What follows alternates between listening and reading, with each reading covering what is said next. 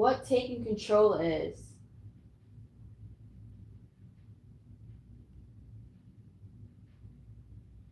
Despite our energy being depleted,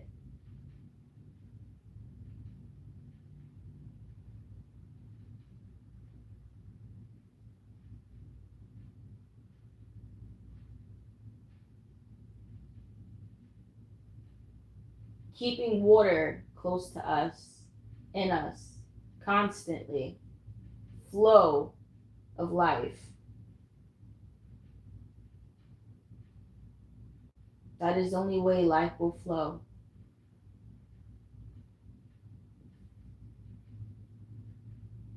That is the only way the body can live.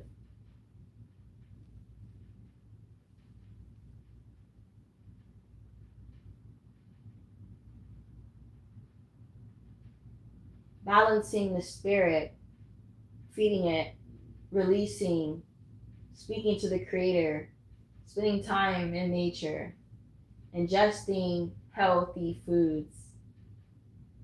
Well, not foods, they have names. Cucumbers, squash, kiwi.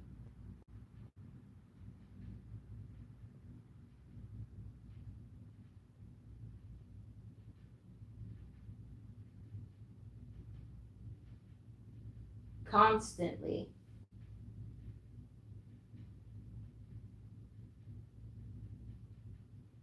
Not putting in anything dead.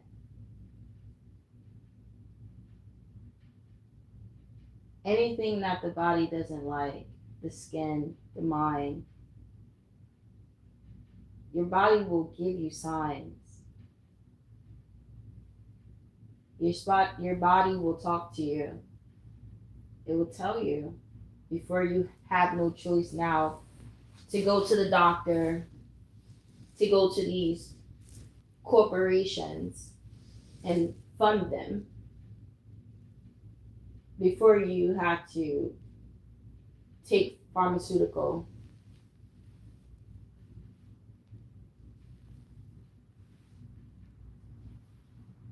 That would have all been prevented if we listened to our body and our skin. If we just looked in the mirror and seen, my skin is breaking out. What did I eat? No. What did I put on my skin? What I put in my body?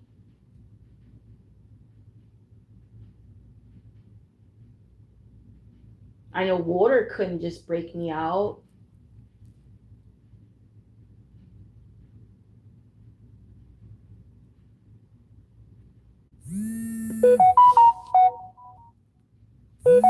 We also have natural oils. So I could have said, well, I put this artificial oil on my face. But you don't hear the artificial part. You just hear, oh, this new oil I'm trying. But when you say it for what it is, it wakes you up again. It makes you remember that we have oils. We make oils. And then we accumulate that with being dirty, right? Because then it's mixed in with our sweat, right? Our water, salts, the minerals, the natural things coming from our body.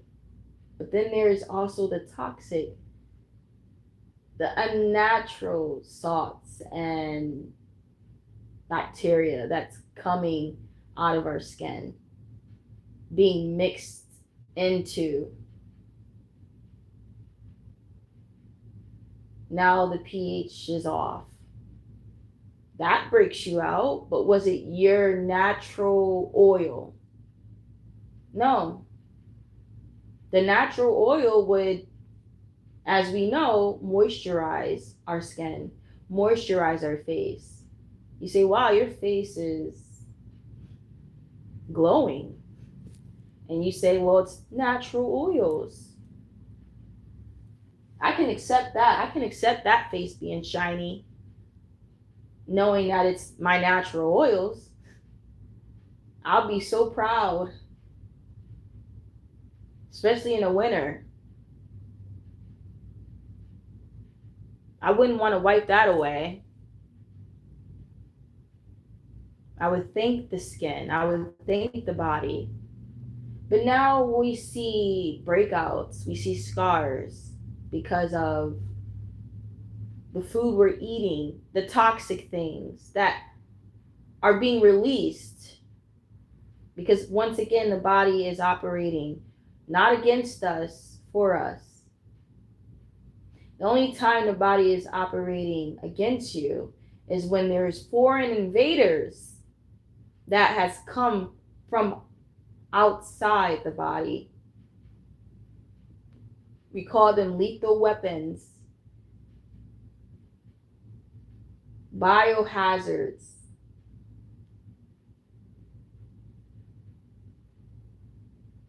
Lab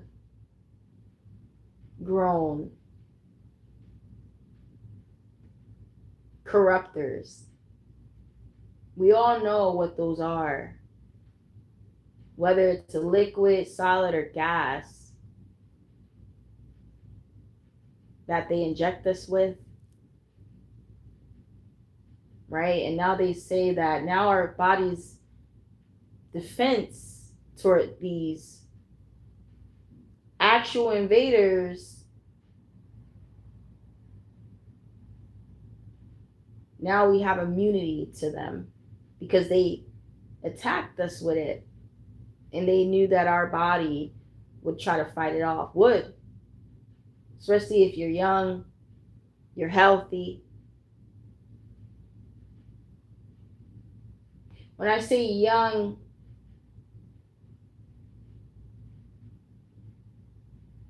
I mean in your prime. We all know that, because when you're young, your body is, your immunity is new to this world. Everything is new. That's why you can't really eat certain things first thing in the morning back then when you were growing up, like sweets. It would make your stomach turn. You would know that, okay, this is going to cause me to have a stomach ache. To have a donut in the morning, we can have donuts now. And we'll be just fine. I'm talking about in that in-between stage in your life, right? When you're not weak, but you're not weak. And I had to stop it there, because when you're a child, it's weak. And then when you're older, it's weak. It's like right there in between, that prime time, when you're the most healthy, naturally, just naturally. When you don't have to work too hard, right? Because when you get old, now you got to make sure that you're eating the right things. You got to make sure you're getting your movement in, because your body now is just older. This is not the body's attacking itself. No, it's a natural form of how the body is created, what it was created for, to be temporary. We know that the foreign invaders are the things created not by God, but by man.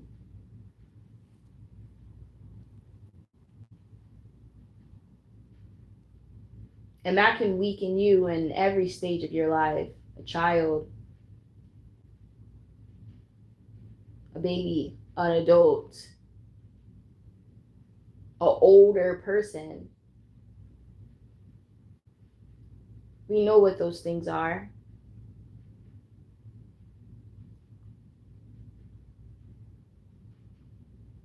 They're being released into our water system.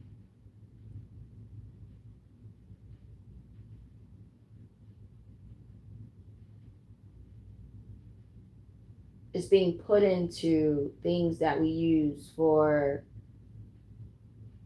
make up for what we don't have naturally,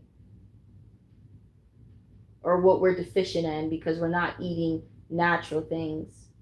So we're buying artificial oils, artificial creams, moisturizers, oils for the skin, understandably, for the scalp, for the body, for the hair, for our life, for our whole head to toe, for our insides.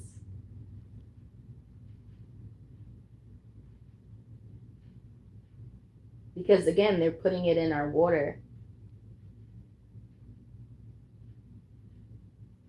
Fluorine, they're putting it in our water. Again, we can get natural water and clean water from the things we can eat, the natural things. And then fresh water wells and places that actually have fresh water, rivers. But where are those things? How far do we have to travel? And how much do we have to pay? And then how do we not know those things haven't been contaminated? It has come to a fallen place, a fallen system that we're all entrapped in. But as I've spoken, to break the glass somehow, we still have some control. We can still have a lot of control.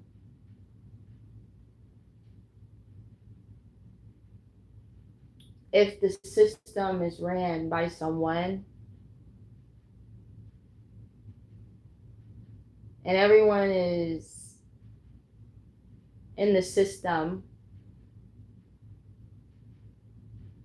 I want to be a person that realizes it is, not just be in it. And I believe that that one person that they see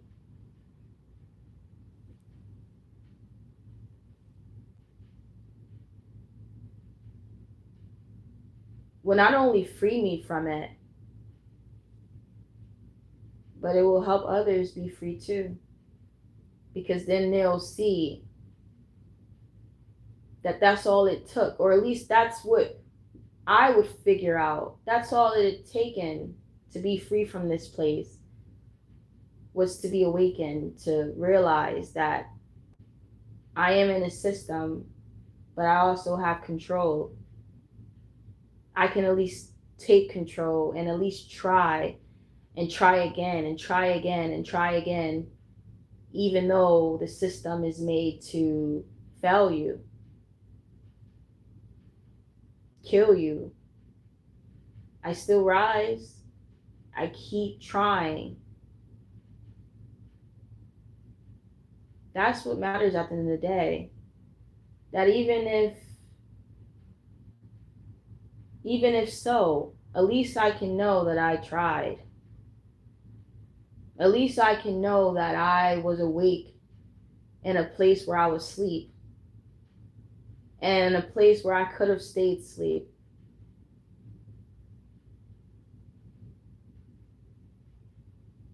That sort of legacy that you leave and you know about yourself, that's the most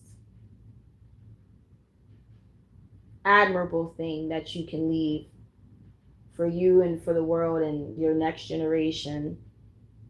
To know that you woke up to it, to know that you stood against all of this. You win in your soul. You win. If around you no one else sees it, the system does. The system knows, the system, the people that's running it, that sees all, hears all, and has predictable programming and predictable statistics about the people of the world. But you're not predictable. You're that 1% that keeps waking up again and chooses to fight as weak and tired.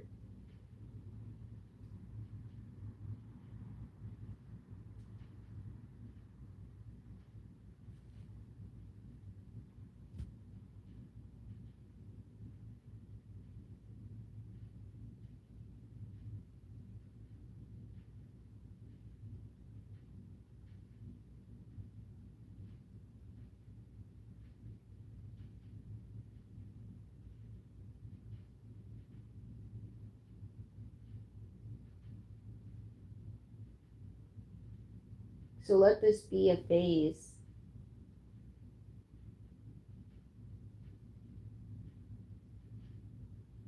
It's okay.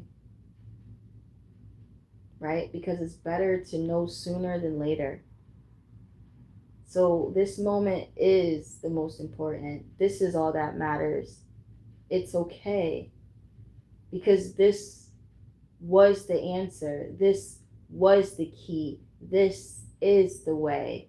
This is richness. This is your life's dependency. This is wealth. If you know these things, if you come to be awakened, and now in this moment you can call your future, you can control it. And now in this moment it cannot control you, because you see,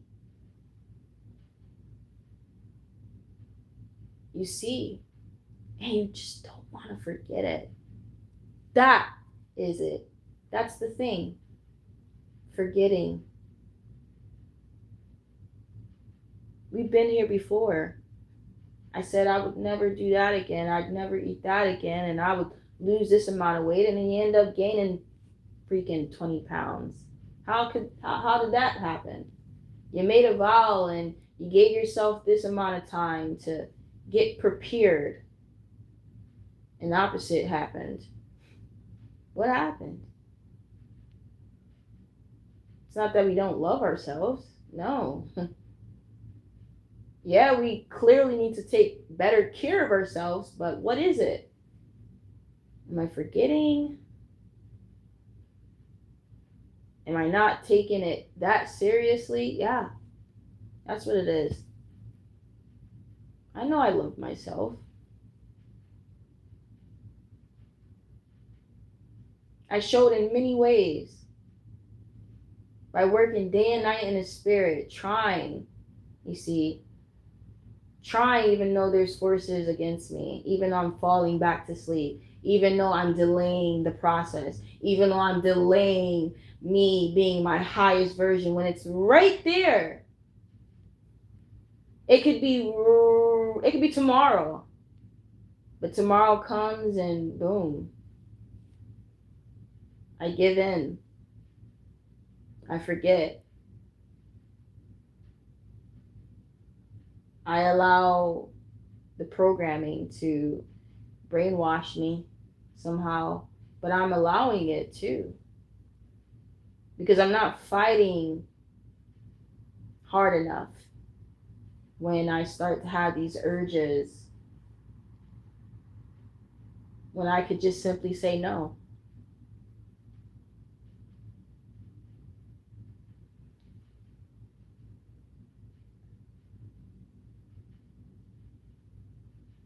You would never think that in a world, not a perfect world, but just in a decent world, that you wouldn't have to do this. You wouldn't have to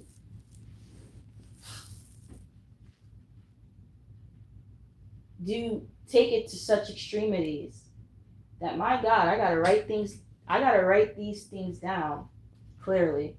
And I don't have dementia. It's not like, oh, I'm forgetting because I have some memory issue. There's an issue. But it's spiritual. Because Let's not mock the people that actually have memory issues. That's something in the brain. This is not a brain issue, because I'm very, very alert. I'm very sane, very sane. And I can teach these things. But for some reason, as I'm in the darkness, in the midst of it, among people, to be that light, to remember these things, to guide people, well, it's happening to me too. I'm being sucked in too. You understand? The only difference between you and me is that it's harder for me because there's no one guiding me. So I have to give thanks to God for that.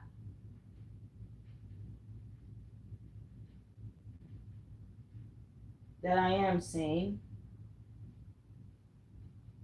while I'm in this, while I do this will.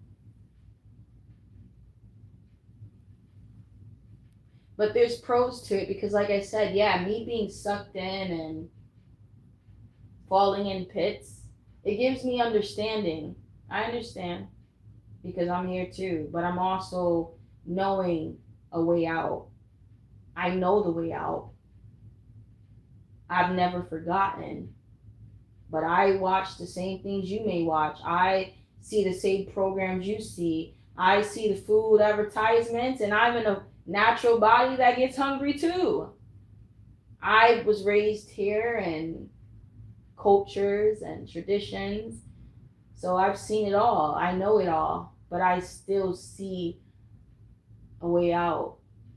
I still know the truth of God, even if it, even if all these other things try to override it.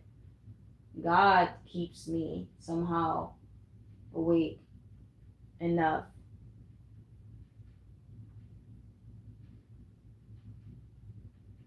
So I come with understanding.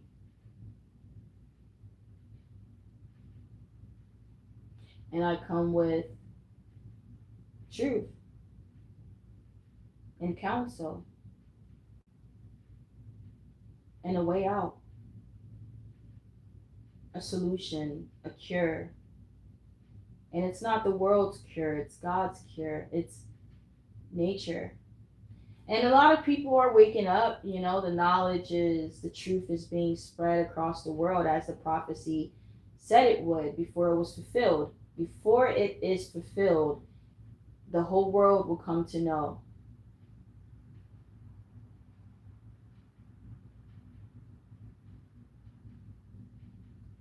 But you could be just like them telling the truth because all you have to do is tell the truth. You've been here too. You've seen these things. You witnessed. If you are a witness to these things, you should be testifying.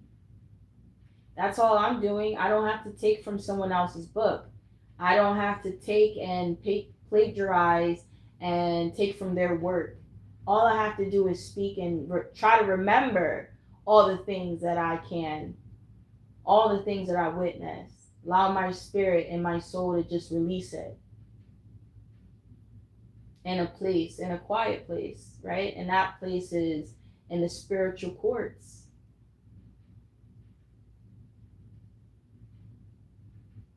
It's fine to take it to their courts if you're, let's say if I became a lawyer. Yeah, I would actually be in the physical courts working against them because I wouldn't want to work for the actual suspects, the actual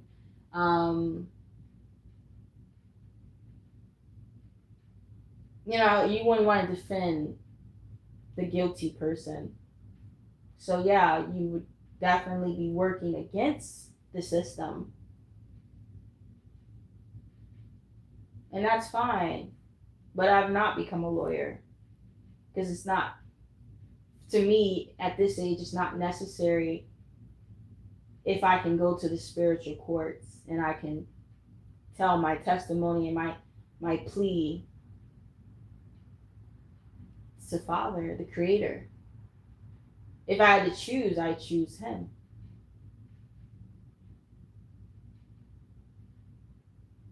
So there's nothing wrong with either one.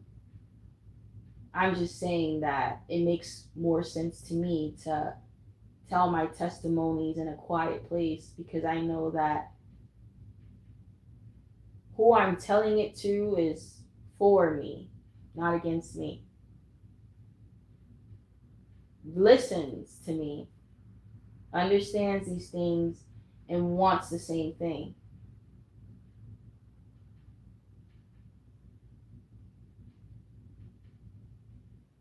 To be a lawyer in their courts is a great thing, but it's also the worldly way of doing it, where you'll get your worldly credit, you'll get your worldly rewards and your publicity, and your name will probably go down in history in this world, right? So there's certain lawyers and activists that have publicly made themselves seen and known, and that's great. But that's the other thing, it's not necessary if you can go to God in a quiet place.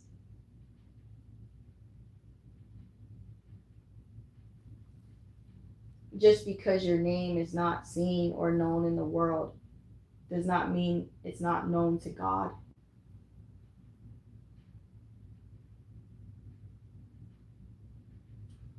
Does not mean that you're not changing anything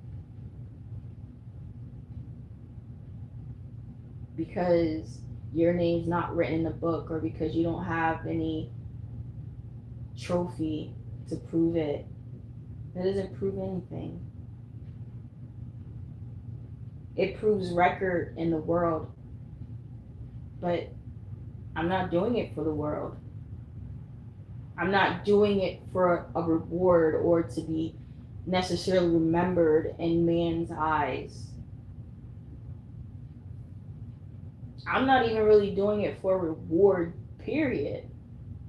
I'm just doing it because I have to do it. And I'm doing it because there's nothing else that I can do. I'm using what I have. I'm not going to wait till I get a degree, or wait till I reach their court that they allow me in to speak of this, to stand up and tell the truth and expose it. Just do it. Because time is only but a moment. And to wait is to tell anyone that, what are you waiting for? What are you waiting for? Validation? Because God is saying, you can talk to me anywhere. I'm with you everywhere. So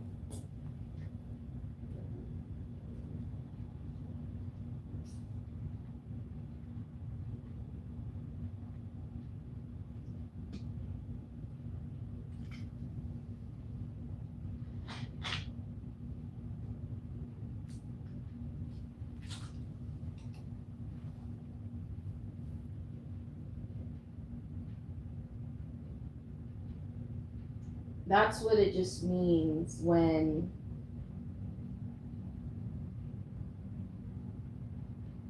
you want to stay awake.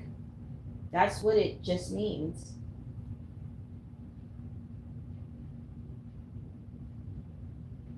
You want to stay awake and never go back to sleep. And there's a verse that talks about where Jesus it was his last hour, and the disciples that were with him, his followers,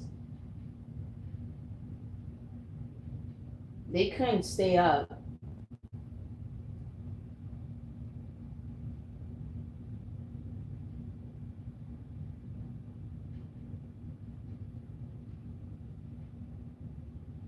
And Jesus is like, I can't afford to sleep. And he's trying to understand, like, you couldn't just stay awake. We're in the last hour. Literally, like, I can't afford to sleep. There's things that are needing to be done. There's things that are going to be done regardless. He talks about having extra oil just in case when you do fall back to sleep. Because every time I fall back to sleep, I still rise again. Like I have this oil still burning in me. Because there's people that fall asleep and never wake up again. There's people that fall asleep and wake up and there's no fire in them. Just as I was explaining, as much as I can be sucked into the darkness and fall in a pit, I always come out of it and I still lead. I'm still leading. I'm still guiding. I still have light.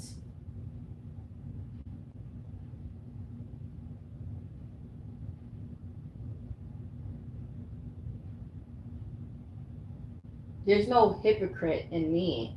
There's a difference.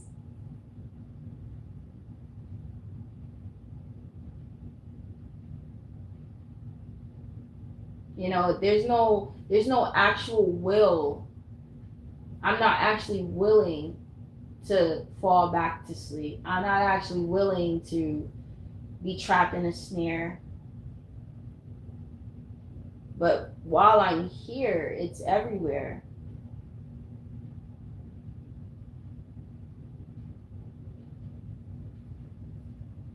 That's why that oil is so important. Extremities, writing it down, documenting it, right? To not forget, because there's things in this place. Even if you're not willful to fall asleep, there are things in the water deceiving you. A hypocrite is someone that willfully will do those things despite teaching another way. Like a false prophet, a false priest, a wolf in sheep clothing. They preach and teach about the way, but they also choose to live the other way. I don't choose to live that way.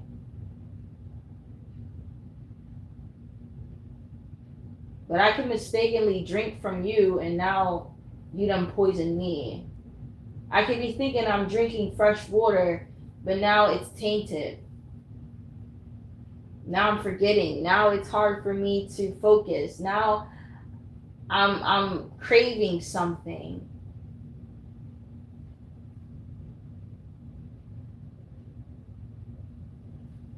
So I try. I come with understanding. I understand. It's not easy. But it was never programmed to. So isn't that the grace? Isn't it why grace is given? Because he know what this was. He warned us about it. Our ancestors said, hold on. Jesus said, I made it through. Hold on. He said, I understand. They said, we prayed for you guys. They said this before we were even in the flesh. They prayed in spirit. They said, I wish I'd come face to face, but right now it's only ink and paper. But we pray for you. And through your suffering, we hope you find joy. And knowing that you're going through this kind of brings us joy, because we know that suffering gives you a sort of awakening, doesn't it? You see God in these places. Because remember what type of world we're in. God is not necessarily in these high seats. He's in us. We're least. But we only find him through these darkest places, these darkest valleys. We find that we can't rely on anyone. That no one is there to be that light for us. So it makes us see God so clearly in these places. And not rely on mankind. And that's the disappointment, because you'd want to, right? Why not? We're supposed to help each other, but that is just not the world we're living in. And God warned us about it. So he didn't lie. He said, put me first.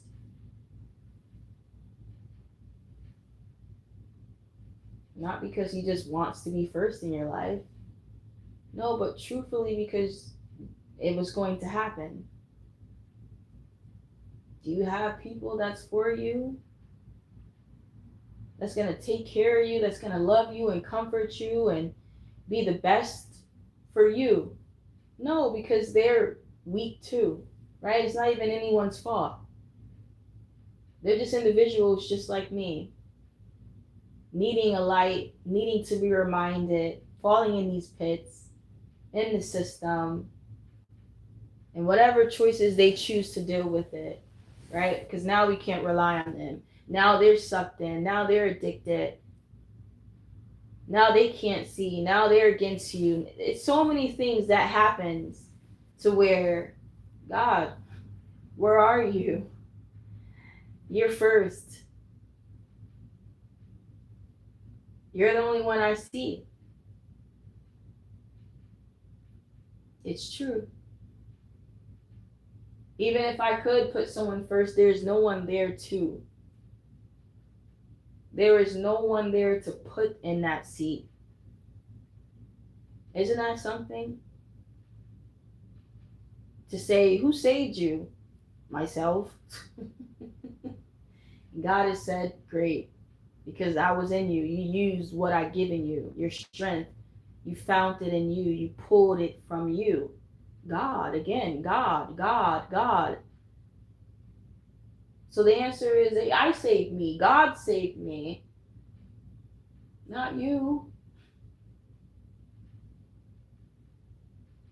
Whether you were supposed to, whether you could have, whether I wanted you to, God deserves the seat. God deserves the position. It's just the truth.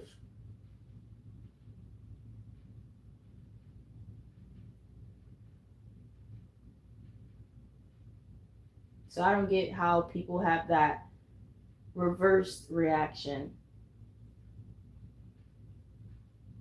I can try to make sense of it, but again, I can never accept it that they blame him.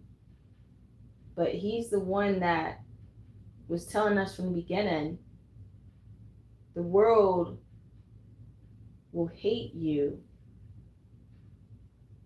How is that him when he's telling you, in the world is made up of people. That's what makes the world corrupted. The world is a beautiful place created. It is a foundation that we build on. And if we're destroying it and we're creating things that only take away from it, why is the blame being toward the creator?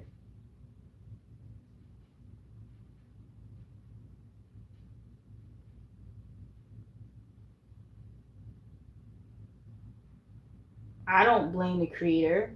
I barely blame you, because I come with understanding. I don't come with entitlement like you're supposed to. I come with understanding, building myself up. When you're a child, yeah, there's entitlement because you lack understanding. It's a time for it.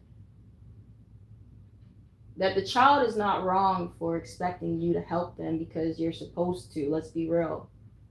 You brought these children in the world. What the freak did you think you were gonna supposed to be doing? What are you doing with your life? You're not single, you're not childless. What are you doing to where you're not taking care of this child? So, yeah, you're supposed to be looked up upon. You're supposed to be leading us, teaching us, raising us. My first memories that I still hold on to, that I can reach inside of myself when I'm in an empty place, around empty-minded people, I still draw from a place, those early memories where I was taught things.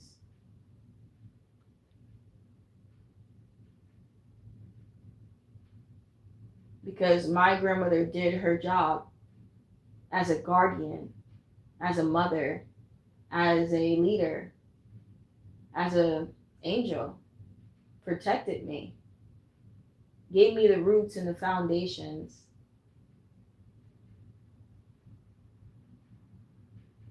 introduced me to what I was going to need to hold on to when I went out into the world, when I got older, when I wasn't going to see such love and receive it. She gave it to me. She gave me the love so that I wouldn't have to look for it. She gave me a certain love to where I knew what it felt like, even if I wasn't receiving it after. Even if I never received it ever, I still knew it existed. She did her job. That was God in her. She was one of God's. Until this day, being depleted, isolated, and not being able to be like the rest of the children, be like the rest of the people in the world, and be around their customs and traditions and celebrations.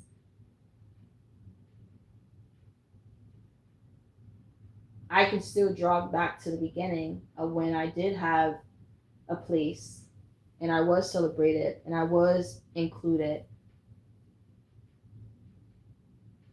And it was all in her love. It was all just from one touch, one hug, one smile, that I was loved once. And that's all that I need. Right? It doesn't have to take a whole lot of people to love me, to say, oh, I'm loved. It just takes one genuine one real one. And that love is so deep that you would never trade anything for it. If anything, you would trade your life and sacrifice for it. You die for her, right? I died for my granny. She'd do the same for me. It's that sort of love that's out of this world, that will save you when you're in a dark place and you're alone. You never forget those things. That's where your strength is.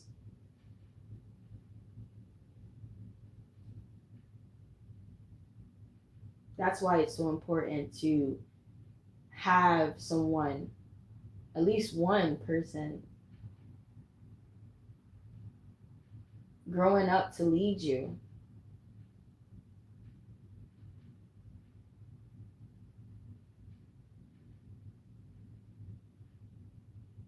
And that person that's leading you is filled with light. I would hate for them to be filled with darkness, to only see what that child is witnessing for the first time before they even go out into the world. Do you know that makes a person? That's how powerful it is. That I draw back to those places. All these years of growing up in isolation, I always drew back to that place. All those times and those memories. It brought joy to my heart. if I was crushed in spirit by the things that are transpiring in front of me, the things that are being done to me. There was once upon a time light and joy and laughter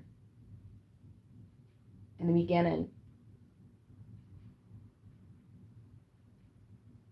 That's what gives me faith and belief, because I've witnessed that it exists so purely, not forced, not paid for, not because someone has to do it.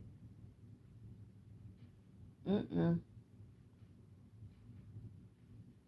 No, but that someone actually loves you. It's weird to say, but someone actually loves you. I know some people, most people can relate. Their grandmas were that person. It's just something. It was just something different. They were the guardians of the. They were our guardian angels.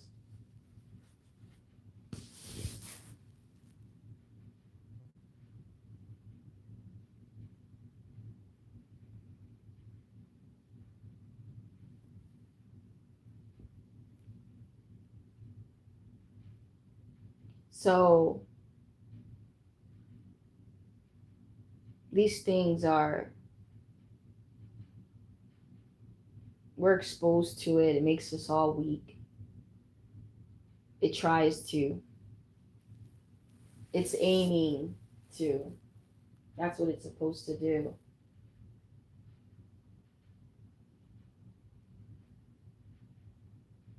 So when you're in your prime,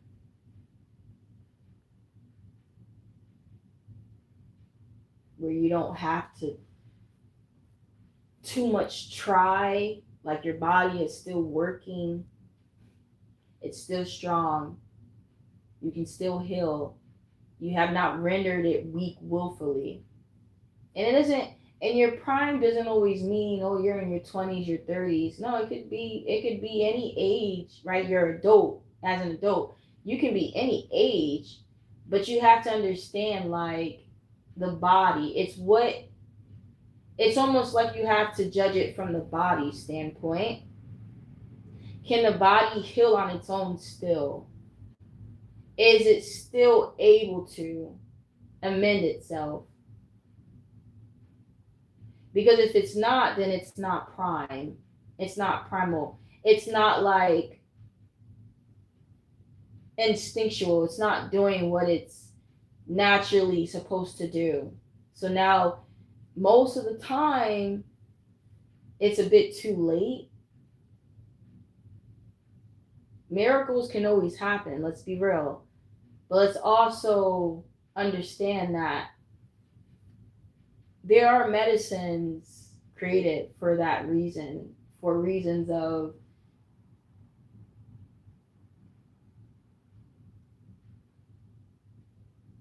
you exhausted everything. Your body's exhausted. It's literally past the point of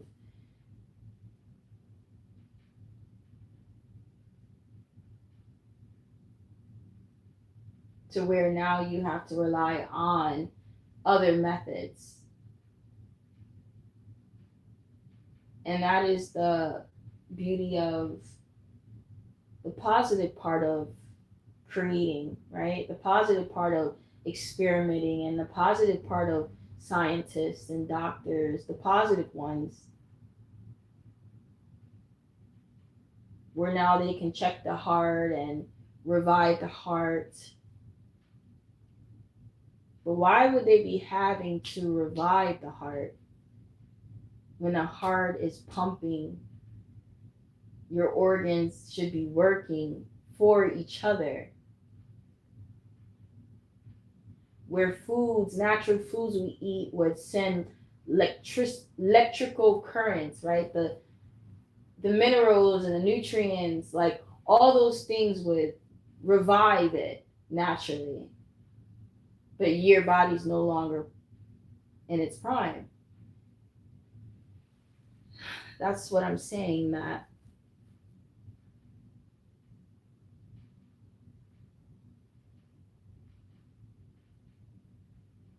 To go to those For that to happen,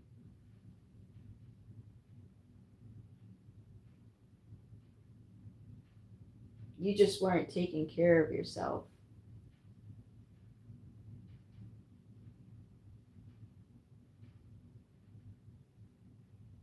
If you don't have already a defect, right? If you weren't born with heart issues, kidney issues, if you weren't born with those things, right? And you were healthy for the most part, what have you been doing? What have you been doing to where now you run your organs to no point of return?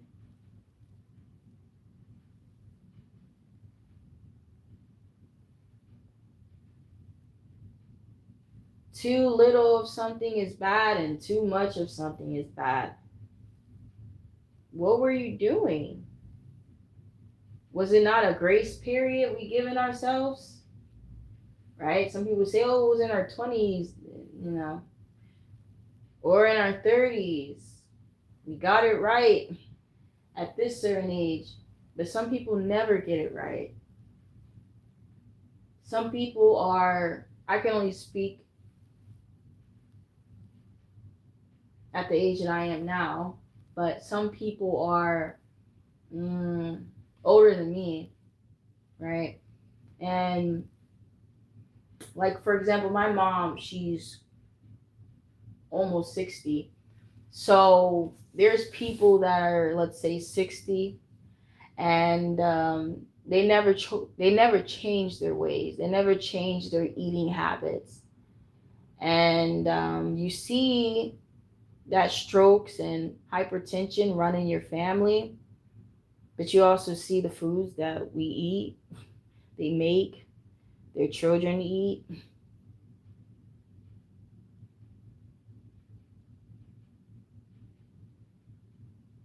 There's so many factors that tie into it. That's why the positive part of science is being able to see your blood, to know what triggers certain things and reacts.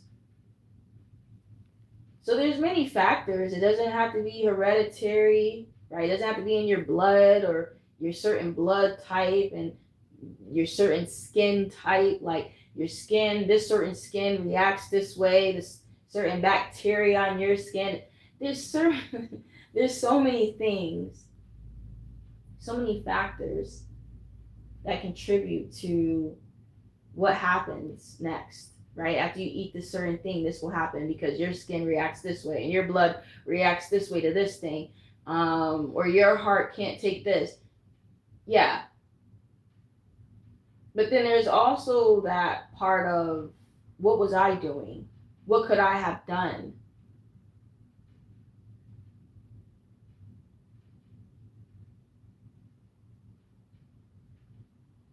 Well, what I could have done was just eat clean.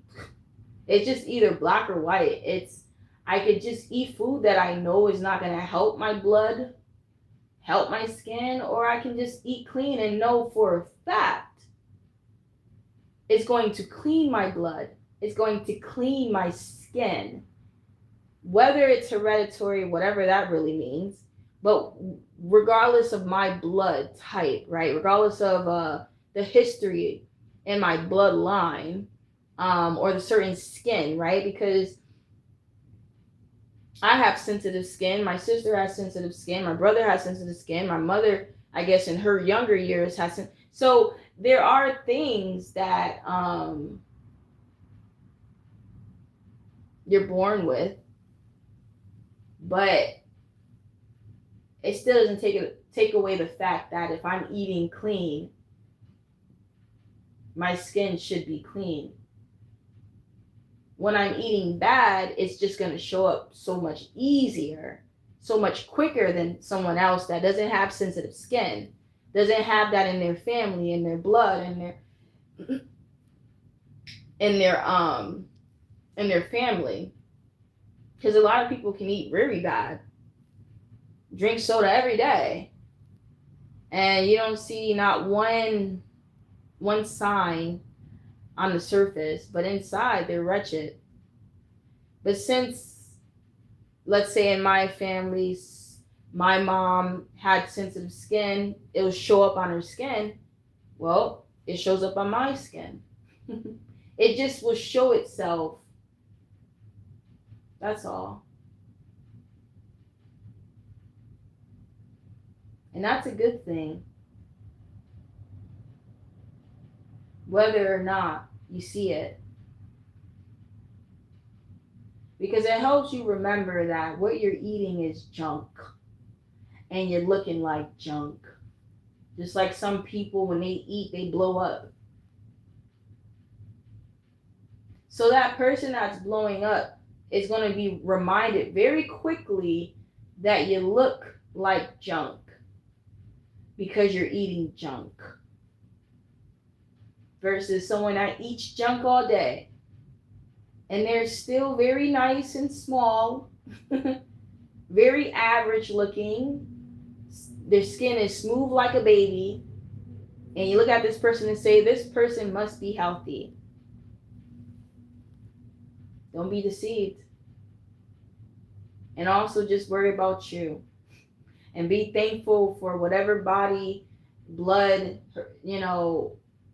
all those factors. And then on top of that, just worry about what you're going to choose and what you're going to take control in, so that you can at least know that you're preventing, that you at least didn't choose to have bad skin. You didn't choose to be big and look junky, right? So if I'm eating clean and I'm drinking enough water and my skin is maybe still having an issue, at least I know I'm doing all that I can do. But I know and I believe that when I am eating healthier and I'm drinking more water, my skin actually really does clear up. My complexion gets lighter, right? My skin is hydrated, because when your skin's not hydrated and it's dry and it's cracked, it gets darker, right? Like everything is sucked out of you. You start looking like a corpse. You're ashy, you're darker, you're patchy. And then you're dying. And then the water goes in and you're hydrated and you're glowing. There's oil being produced through your pores, natural oils. And you can use that to moisturize your face even more, which it is already. It's lubricating. And you look alive. You look prime. You look like you. I know I do. And I start getting butterflies. Yeah, I shouldn't even say this. But hey, I don't hold secrets. I get butterflies because it's like you look at yourself and you're not vain, okay? But in that moment you're just like, I get it, because you look good. You feel good. And you turn yourself on. It's like, woo, I'm getting butterflies, you see? Because I like how I look. But when you don't, ain't no butterflies there. You're disgusted. You're like, ugh. You're looking at these pimples and whatever's coming out of it, and you're just like, ugh, I don't even want to see it. That's gross. You're insecure. You're low vibrational. You look dead and you look nasty. That's exactly it, as it should be. It's not good things to look at. But when your skin is clearing up and you're drinking water and you're not dry, your mouth's not dry, so your breath don't stink. You're not smelling. See, all the things are higher. All the vibration, everything is a positive when you're eating cleaner, when you're hydrating. But the less you're hydrating, you're dying, you're losing, you're depleting, right? And when you die, you start to smell, you start to rot, you start to dry up, you start to get, all that. So I'm sure if people understood that they needed to do the extremes, because again, I know it's not natural for us to think we have to do the extremes to remember these things, but I'm sure everyone wants to live their highest self. I'm sure everyone wants to look in the mirror and have butterflies. I know I do.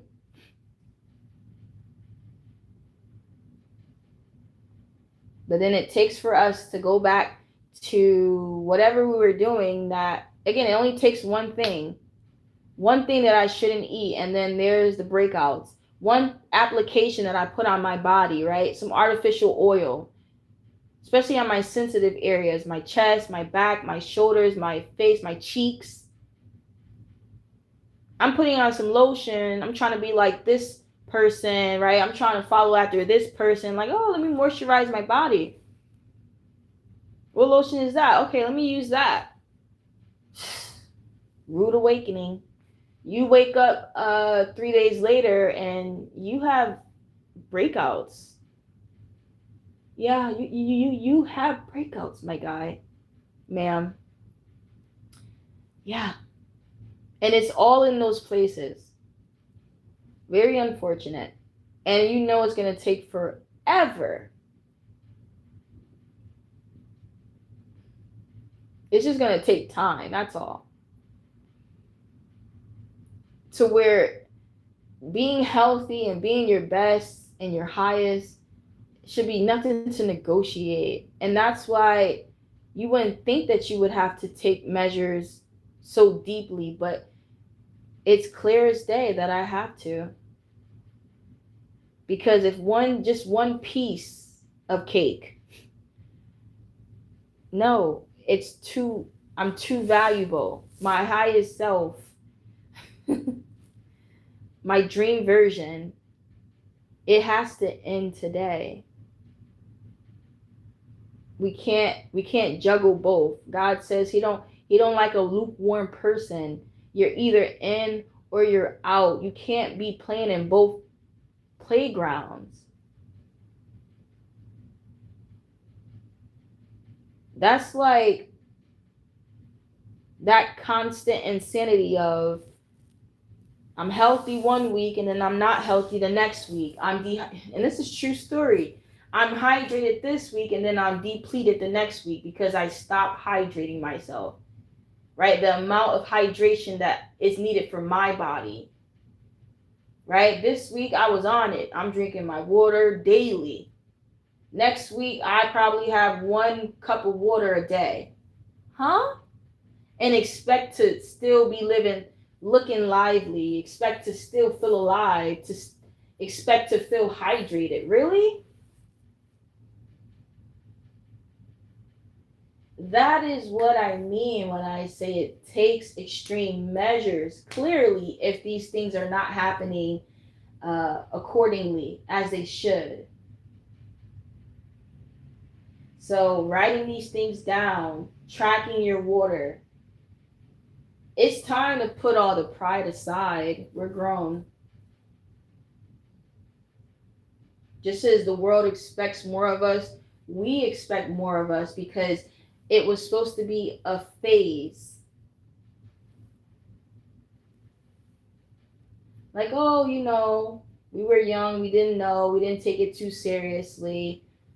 We had time. Well, we don't have that much time.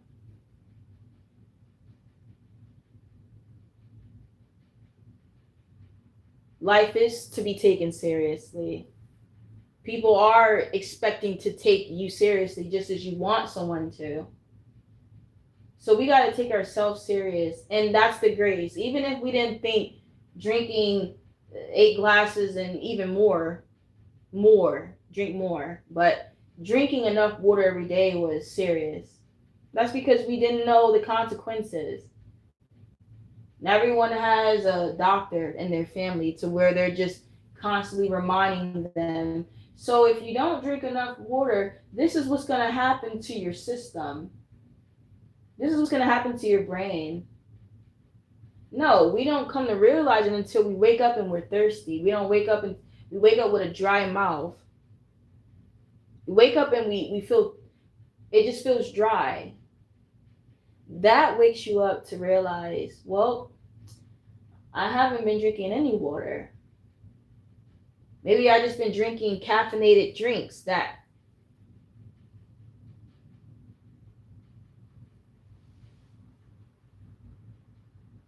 what's the word? They're diuretics or something like that. They're like Lasix. I mean, all you're doing is peeing, losing, losing hydration. So it was never gonna hydrate you. It was actually dehydrating you. So that's all I'm gonna say. That it takes extreme measures now. Don't ask me why. It just does. It's either you're gonna do it or not do it. It's either you're gonna take it seriously or not. It's not about why does it have to be, because it does. Because it's like you're not doing it. You're not doing what you're supposed to do. You're forgetting. You ask yourself why you're forgetting. It's bigger than you, right? So it's grace that you give yourself. So just take my advice as I am, because I am not the person to write these things down. You can think you're strong, strong, strong all day, but you cannot take away what's in your face. That I'm strong, but it doesn't show. It doesn't show if I'm not drinking my water, if I'm depleting myself, if I'm breaking out, if I am gaining unnecessary weight because of the decisions I'm making. But oh, I'm strong. Well, I'm not controlling myself. Use that strength in you. You versus you. It's time to discipline me. And that is the war between yourself. And I'll leave it there.